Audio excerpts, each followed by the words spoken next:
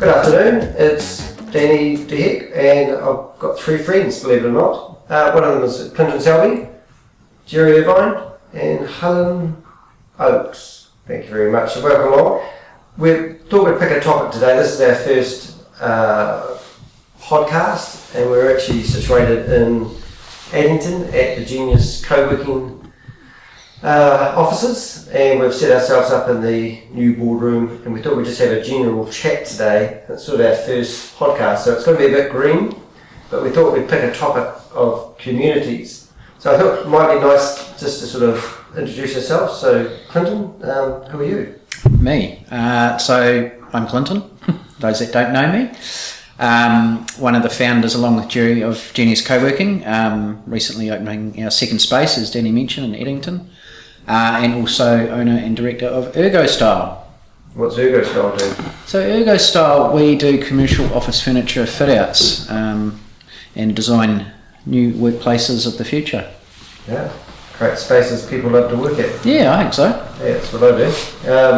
Helen Oakes? Yeah, so I'm Helen and I have my own photography business, which is Mode to V Photography. Also I have some online stores and I work out of Genius Co-working in Ferrymead. Excellent. And Jerry? Yeah, my name's Jerry. I've got Genius Co-working and Evil Genius Bar in Ferrymead. Cool. That my wife runs, really, not me. But I own it, I suppose. No, cool. So I've been dabbling around. Danny DeHeck's my name. I own a business networking company and also do a few online shops as well. But recently I've been dabbling in podcasting, and they tell me that's where it's at the moment. My experience of this week has basically been travelling around my groups and listening to the tone of people's opinion about the Heineken virus. And it's just been quite negative. And we had a meeting earlier on mindset at our think tank meeting. And it was just quite interesting the impact that the coronavirus can have on people. And I was really, you guys obviously have got a shared office space and having good morale and keeping that healthy tone. How do you guys do that? Yeah, it's interesting. I think I don't believe it's wholly and solely coronavirus, but I do believe that is having an impact on people's mental well-being in general. Like anything, you can choose to read the media, and how much you choose to read or how much you choose to watch can have quite an impact on it. So yeah, I think it's being a bit more selective about and understanding, not just reading what the media is pushing out, but actually understanding what it represents on a worldwide status, because it's not just about the actual illness. I think it's more the fact that it's a pandemic that's exploding around the world. So if it wasn't coronavirus and it was some other disease that was killing people at a great rate of knots, how would that impact us? So. Thoughts on that one? I think it's hard to know what to think on it. It's how do you decipher it? There's a lot of hysteria. There's a lot of, I guess it could be scaremongering. You don't know. It's just difficult to, when it's not on your doorstep. I personally think it's quite difficult to get a clear understanding of what's going on. I mean, you watch YouTube clips of what's happening, but I mean, it's not really affecting my mindset whatsoever or my day-to-day life. I mean, if anything, I guess we're joking more about it than taking it serious, to be fair. I had a funny one today, and it was one of our members, and he's a commercial cleaner. So he thought he would go get little bottles of made up of hand sanitizer. Right, yeah. It's got his brand name on it, and it's not for resale, it's just a gift. And he decided to start handing them out around the neighbourhood. And he said everyone was freaking out, first of all because he's Asian, and second of all he had a cold. And he said people were thinking, what are you doing here? And he was getting told off. He's getting mixed responses, and I said, no shit, Sean. So we're going out for dinner tonight, and he wanted to ask me if it was okay to come out for dinner because he wasn't sure how people were going to react because he had a cold. And I said, mate, and when somebody's standing in front of you just about to sneeze, to say that it doesn't bother me at all. But yeah, so I thought that was quite funny. I felt sorry for him really, but he couldn't figure out. Yeah. All right, what about you, Helen? I think it's a bit of mass hysteria at the moment, and as Jerry said, it's not really on our doorstep at the moment. Yes, we've had a few cases, but you know, the buying of the toilet paper and the food and the milk is a little bit too far, I think. That was ridiculous. Yeah, it was. It's that sheep mentality. Someone does it, everybody follows. So, and it is what it is. That's what we've got to, you know, take on board. You can't stop it. You can only take precautions. And I think stressing about it and being worried about it isn't going to get you anywhere. I had a lady, one of our Elite 6 members, telling me that she's justifying why she's stocking up on toilet paper. And I said to her, I wouldn't do it because it just turns to shit, that stuff anyway. and I heard in Auckland a pallet load of toilet paper was stolen and the police have got nothing to go on. See what you did there. Well, the latest news on Facebook though is the 4th confirmed coronavirus outbreak was a concert goer from the Tool concert in Auckland last week. Oh, good on them. That's literally just come out on Facebook just now. Wow. So, so have you ever been in a situation and you've thought the worst scenario is your dread, but the reality is it doesn't actually eventuate? And that's kind of, well, we've had worse things happen, but it's just, people say, oh, it's not if, it's when the coronavirus gets to us. Short story, travelled China, and I travelled Bangladesh, and I travelled India. And the difference between the superpower city of China and Bangladesh was, in Bangladesh they had no money, no infrastructure, and you'd go 200 metres down the road, meet a new village, you'd be a hairdresser, tea maker, meet my brother, meet my sister, meet my whatever, and they'd have a sense of community, and everyone was friendly and quite relaxed. And I thought that was what I noticed in the poorer country. So all these situations actually help us build a better community together. And the hand on heart today, what I would like to have done this week is get my 100 Elite 6 people together, perhaps move them into an office space like this and go, let's all work together as one and really look out for each other. But how do you go about orchestrating that? How would you say to people, come and work in a community? I mean, you guys have done that with your Ferrymead office. We're looking forward to drinks this afternoon at 4 o'clock. Yep. And we have a few good laughs. And I bet everyone goes home feeling like, I really like this. Yeah. That's just what I needed. Not everyone goes for it. It's difficult. What we've learned, I'd say, over the last 2.5 years is, I guess you notice by default, everyone has different personalities and different levels of ways of socialising and interacting. And when you're trying to build a community, it's finding ways to facilitate sometimes the accidental discussions as opposed to forcing people having to come along and do something for someone else. Like anything, it's building trust and relationships and friendships around feeling comfortable with the people that you're working with. And I think as a direct result of that, you will end up probably doing some type of business with those people should your business align well with theirs. But that doesn't come overnight, that takes time, and I guess like anything, the environment plays an important part of how you facilitate those communities. So I looked at this business here, like it's taken a couple of years to get a community going in Ferrymead. And is it just time that that makes that happen? Like how do you, like I've often said I couldn't get 100 people in my business networking together and put them together and have a business networking community. It doesn't work like that. No. I needed to literally go through 1,300 people to find 100 gems that actually get it. But I mean, I think communities can be engineered. You can put the infrastructure in place for them to happen. You can facilitate that, but I get the depth in a community takes time. It's like a community is just a collection of relationships, and it takes time to build trust and I think that's where we're at in Ferrymead. We've got 35 members there that use the space more than once a week, and it's been going now coming up. It's 3 years next? In the next 2 months, 3 months. So that's taken a lot of time, but you can still put things in play. I think we're doing a much better job of it now. We've got Helen as a community ambassador in Ferrymead. We're doing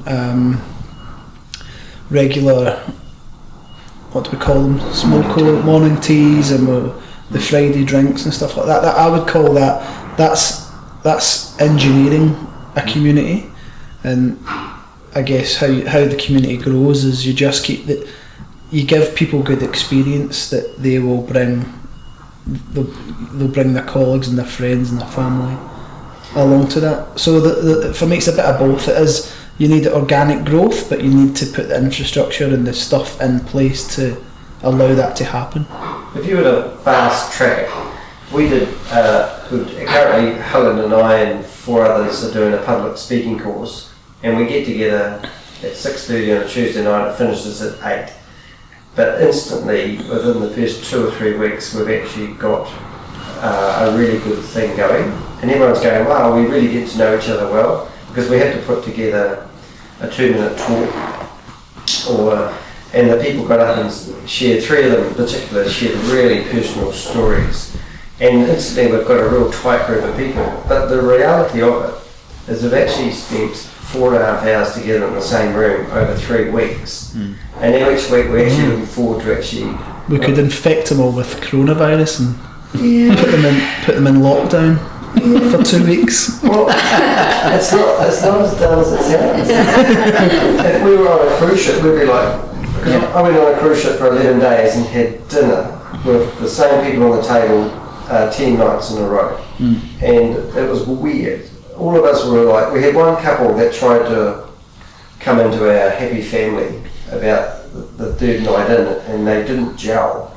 But by night 3 we were all like best friends, and we still contact, and all it took was having 10 meals together. So how could you fast track a community? Do you force people, like we put on events, we all have a drink, you put on free food, all these people you don't know turn up. I think you had a few of those on Friday when you had your opening. Yeah. And it's good, but you can't maintain that. And there's always people, like the 2% seem to generate 90% of the fun for the other 98% that come on and watch and don't get into it. Yeah, I mean, you brought up a good point. I find the food and drink thing, that naturally you do get, I guess, hanger-oners or whatever you want to call it, but food and drink, and not necessarily alcohol, but just sharing food with a person is quite a personal thing as well. So that tends to, I believe when you're doing that on a semi-regular basis, sharing food with your colleagues or friends, whatever, does naturally build a relationship and a friendship around that.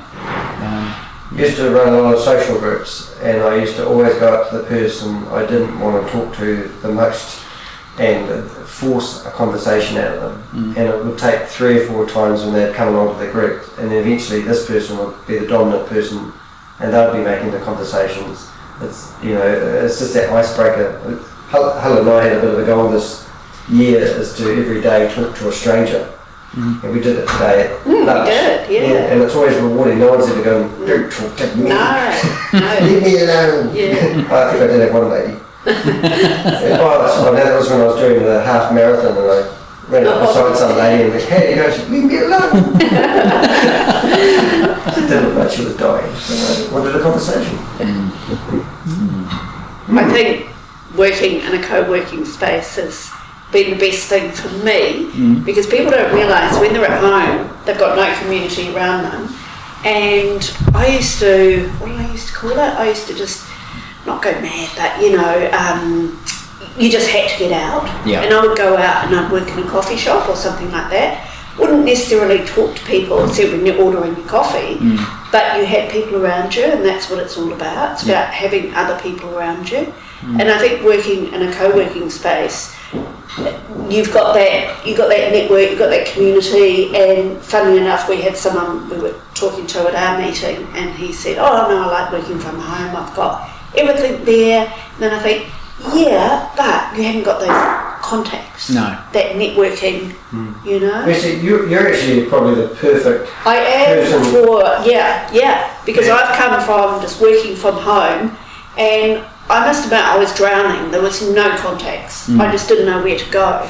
So having all these contacts now has been amazing. It's been good. really, really good. Yeah, best thing I've done. And what about you? I know people who are listening might not understand, but you're a photographer and you do sports photography. Yeah. So you've been working with Pablo, who does. That's right. I've worked with people within Genius, co-working FerryMe, and I'm working with more people there. There's going to be more jobs coming up. So just talking to people, and you get work and you become friends too. We've even done skiing together and things like that. So it's been really awesome. Well, it's sort of it's both Jerry and I think it really solidifies our message of what we're doing is good, and in fact our latest member Andrew, who's actually just working out of here at the moment, we just went across to, where did we go? Portershed. I was there probably 2 hours We were ago. there for Food is primo. Food is amazing. Yeah. But the four of us went over there for lunch and had a good old chat to Andrew. And similarly, he's been working from home for the last, however long. He's a product designer. And in fact, Jerry, you said this the other day. He's been sort of raving about how much he's enjoying working there. And he said it again today at lunch. He just said, it just makes such a difference being able to come in and be around people. And if you were to, this is my own opinion, if you were to see Andrew, he comes across a wee bit shy, and that's okay. But when you talk to him, he's just like any other business owner. He's doing the yards and loves being around people, and it's good. And talking about shy, there's some people in FerryMe that are quieter, and by having our morning teas and our drinks, they come out of their shell, and you get to know them so much better. And then like about 2 hours ago when I asked Andrew. No, it wasn't Andrew, but anyway. I said to Andrew, would you have my babies? And he went, no. And then 2 minutes later I said, Marina. He didn't. It was so funny. And she said no. It's quite funny. But you can, it was. No, you put people out of their shell, which is really, really good, I think. Yeah, and at home they'd probably be even more insular because they're at home and they don't have to deal with other people. So. Yeah, that's quite cool. All right, so just being a devil's advocate, a lot of people ring you up. I know you've had a lot of inquiries for this place, and you're probably quite bamboozled with some of the questions and concerns that people have. Like, what happens if somebody's on the phone? Yeah. How do you handle that sort of stuff? Our general response, feel free to jump in here, Jerry, and Jerry's right, is our response is come and hang out, give it a go. If you don't like it, don't join. Yeah. It's as simple as that. You can try and educate a market to a point, telling them how wonderful it is and how great it is to be part of a community and how you get business out of this if you're a nice person and build these relationships. But the reality is, come and hang out and do it yourself. And that's the proof's in the pudding. It's a very, what I found personally, and we've had 2 inquiries I've dealt with in particular, which was really interesting, is their businesses weren't actually ready to be in a co-working space, meaning they weren't at that stage themselves. So, and an example of that is a particular marketing company that still had servers and wasn't cloud-based, and you're thinking, wow, your business actually isn't ready to be agile and mobile. And that's another thing you learn at a shared space, how other people are doing it, and how some tasks seem like milestones. So you just click that button and do it that way. We'll drag that over there. You're a tech freak. We always love sharing that sort of stuff. Are the plants real?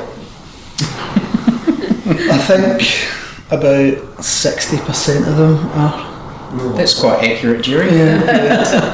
People come in and they look at the plants and they go, are they real? I watched it myself and I'm going, does it matter? I'd say that's probably the number one question. So you could have no plants. Yeah, and that would probably stop that question. Yeah. But plants are important. What's that, Jerry?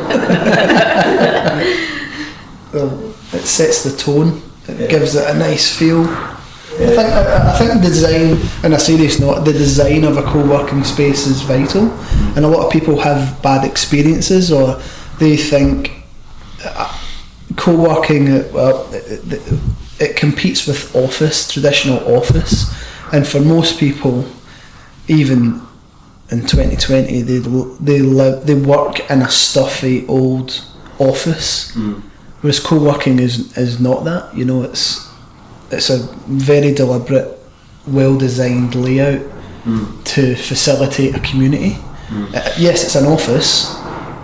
The bones of it is an office, but it's a place to come and hang out and, you know, live your life and enjoy yourself. It's not a place where I think, when I come into the office, I don't think, right, and I'm coming to a place of work. It doesn't feel like that for me. It's just a nice environment where I feel productive, and ultimately I'm productive. I don't think of it as an office. Yeah, we've got 450 square metres across 2 sites now. It's an office space business, but I don't feel that way. Now, while I used to work behind a computer screen in my bedroom in my inner city apartment, probably probably 7 or 8 years really. You know, and you battle along and you're sitting there thinking, this is cool, I'm making money, and then you go at lunch by yourself and go back to your office. You know, I'm probably the most disruptive, I think. I think so. Yeah, I'll second. Second nature. I think it's my role in the office. Yeah. To disrupt people. Well, it is, yeah. But it was a lot of fun doing that. You've got to have someone fun in the office. I mean, on that, funny enough, I was reading a blog the other day, just because it is a thing, and there was because one of the common, I guess, if you call it an objection, is people who haven't worked in an open plan workspace before. There's a fear of, is it going to be too noisy? Is it going to be too quiet? What are the variables in an open plan workspace? And the blog was really good, because what it did do is it really did highlight, and I know people see with people with headphones on, but it really did highlight around, well, if someone's got headphones on, they're probably trying to be productive and they don't want to be disturbed. And there's some real simple etiquette stuff that you know, we've been learning along the way. You know, you don't know this stuff until you put people in the space. So if you've got a noisy disruptor or a quiet person who needs private space, then you know we need to look at how we facilitate that. One in the corner. Yeah. Pretty much. Yeah. I absolutely love it. I think it's a great privilege to be able to work there. It's just be nice to get it happening a bit quicker sometimes, especially when you're in a new place like this. Yeah. Yeah. So I'm like Jerry in that when I go in, I don't feel like I'm going to work. I feel like I'm going to a place where there's neat people that I can bounce ideas off, and it doesn't feel like work. It just feels like you're going to be productive, more productive than at home. The other thing too is the money. You know, for a couple $100 a week, you can basically have an office between two. You can float between the two offices, and being a small business, no one wants to pay for it. But hand on heart, I've had some months where I'm not really flashing cash, and I'm thinking it's part of my business now, and I just get used to it. Yeah. And I don't resent it. I actually value it, and it's like every time I pay, I think, oh, great. Yeah. And actually now I'm doing a bit better in business. It's nothing. Yeah. You know, you could have an office for 30, 40 grand a year. You always think that in business, so it's like with accounting software or having an accountant. And I remember thinking, oh, I can't afford an accountant, how can I do that? But now having an accountant is the best thing they ever did. It's like coming to co-working. And I'm thinking, oh, I'm not sure I can afford that. But once you're in it, you realise you can afford it, and it's money well spent. You know, you're so productive when you're there. So, yeah, you have to try it to see if it works. Could say, by not working with other people, it's limiting the growth of your business. Yeah, I would agree with that. I think so. A lot of people talk about co-working as if it's networking on steroids. That's what I say. Yeah, so you say that. I actually think for me, it's personal development on steroids, because you get to understand me. I'm always the sales guy in my place in the business or jobs that I've had. I've always looked at everything from a sales perspective, and it's quite interesting. And I've always been in sales teams. I've been part of sales teams. I've been running sales teams. So, you know, for the last, 15, 20 years, that's always been my role. So when I always look at a problem from a sales leader position. And when you float around the office and you speak to people who have never been in sales in their life, they might be videographers, photographers, architects, and you talk to them about what a particular problem might be, and it's just interesting from someone else's perspective. I don't think you get that in business. So if you're all you're all in the same department, you've all got similar skill sets and you've all got similar goals and objectives and all that kind of stuff.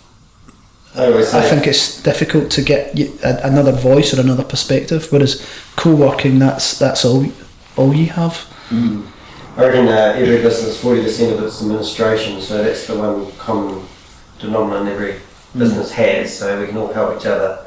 But I've been trying to get my head around my zero, and I had like 800 transactions to 1,000 to reconcile every month.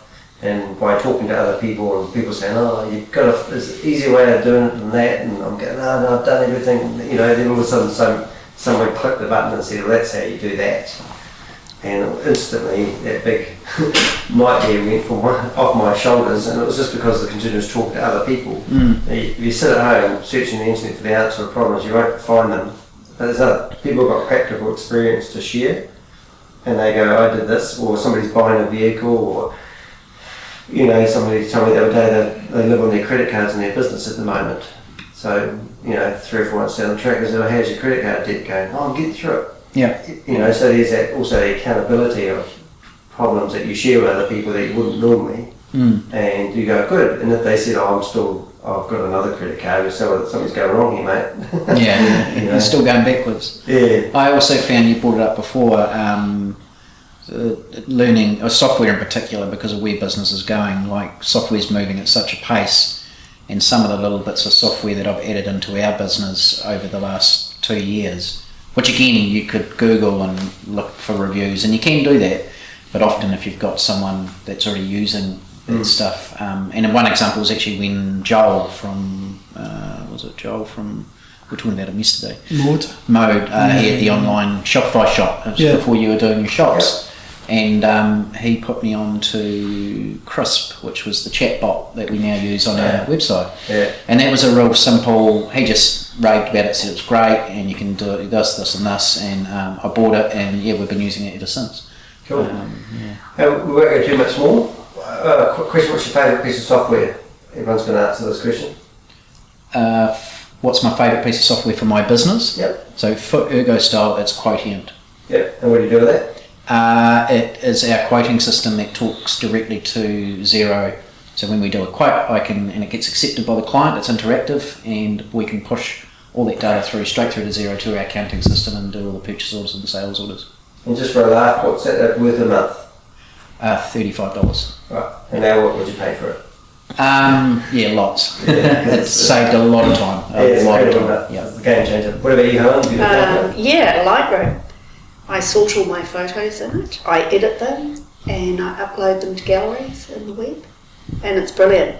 It's like the precursor to Photoshop, so I use it prior to Photoshop. If I want to do any extra edits, I'll use Photoshop, but I love Lightroom, absolutely love it. And it costs Australian a month. Jerry, software? Slack. I like Slack. Yeah, Slack's good. What's it do? I don't think I know what it is, I forget. Well,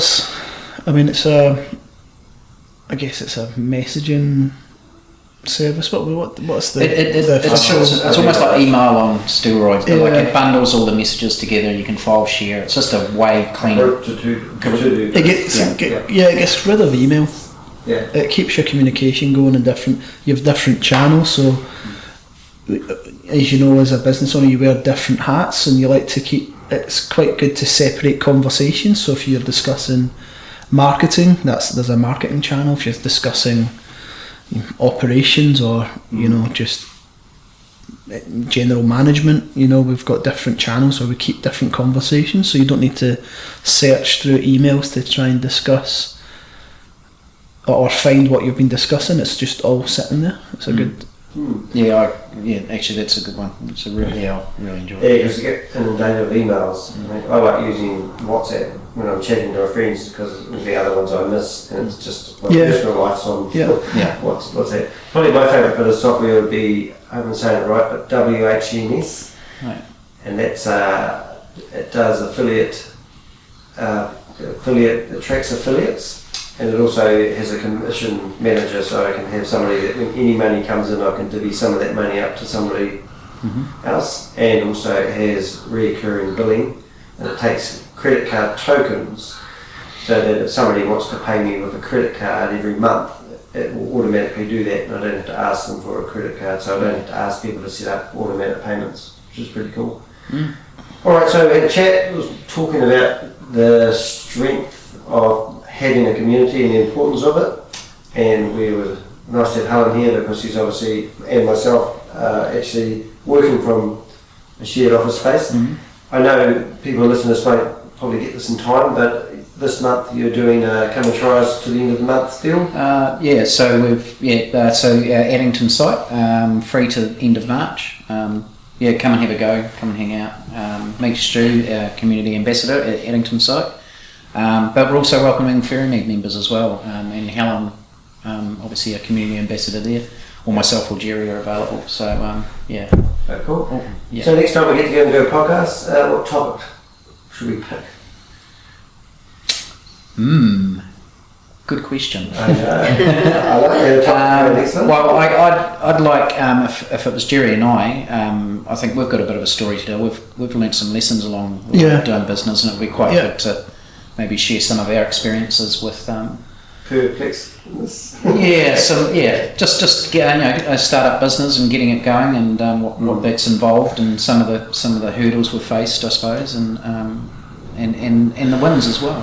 Yeah, I guess even managing a community, it's different to being part of one, and it's a lot easier being part of one than managing one. I think there's two very different things. So what I'd like to propose to you guys is try to make this a weekly thing, and we'll use this podcast that we're doing now to be number one podcast, and set up a Buzzsprout account. That's the one I use, and then maybe start off with a regular thing we do each week, and we can invite people to be in it, and then get everyone's take on their business, really. Especially in the community. I think it'd be a very good thing to do. And now I've got all this clever gear. Let's use it. It's very flash, Danny. Very nice gear. We'll call it Radio Danny. Pod dog. Actually, it's not a bad name for your podcast. Evil Genius. No, it's not Evil Genius. Now get rid of that name. We changed it. Genius Co-working Pod Dog Podcast. It's a bit of a bloody mouthful. Cool. Well, thanks for tuning in, and we'll look forward to letting you listen to our next podcast if you're well behaved. It's Danny, Jerry, Clinton, and Helen.